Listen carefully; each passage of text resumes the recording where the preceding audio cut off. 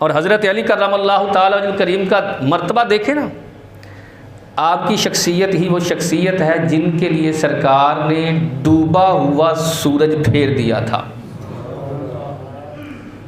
और सूरज का फेरना एक मर्तबा नहीं है, हमने एक मर्तबा ही सुना है ना, आए 2 मर्तबा सूरज पलटा है आपकी नमाज के लिए।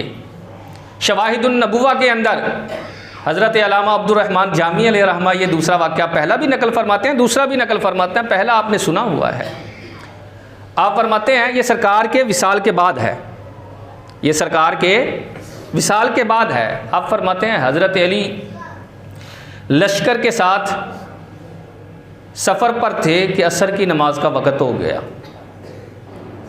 आपने इरादा किया कि नमाज पढ़ ली जाए, लेकिन कुछ साथियों ने दरियाए फर्रात के अंदर घोड़े उतार दिए थे कि उसको पार करने के लिए।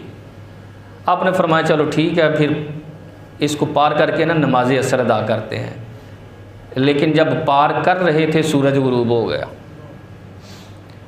अब चहमा गोइयाँ शुरू हो गई कि सूरज डूब गया, नमाज पढ़ी नहीं है, क्या करते हैं, ये है वो है।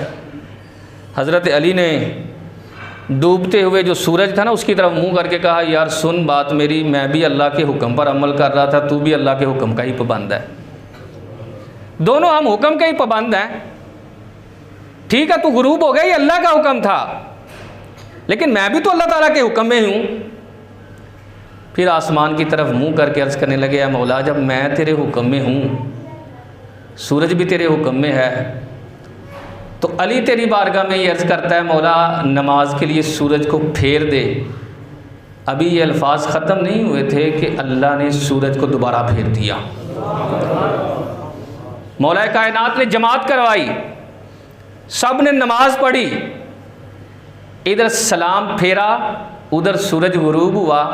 लोग आपकी ये करामत देखकर अश अश कर उठे और कहने लगे सुबहान अल्लाह, अल्हम्दुलिल्लाह, अल्लाहु अकबर।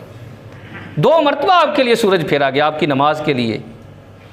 वजह क्या थी? आपको नमाज से बड़ी मोहब्बत थी।